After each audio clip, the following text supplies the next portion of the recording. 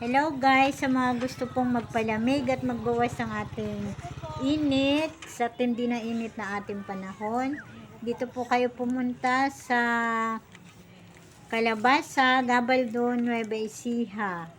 Mura lang po ang cottage nila dito at magandang serbisyo at masikaso po ang kanilang mga nagmamay-ari po ng mga cottage sa lugar ng Calabasa.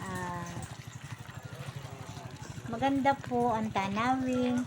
Sulit naman po ang inyong ibabayad dahil sa ganda ng tanawin sa lugar ng Calabasa ng Gabaldon, Nueva Ecija.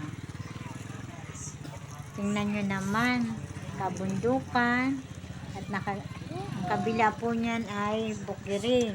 Nagigitnaan ng kanilang ilog dito sa Calabasa, Nueva Ecija.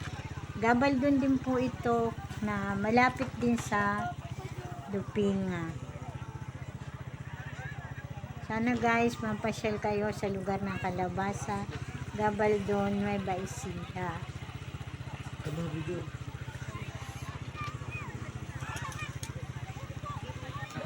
Buko juice.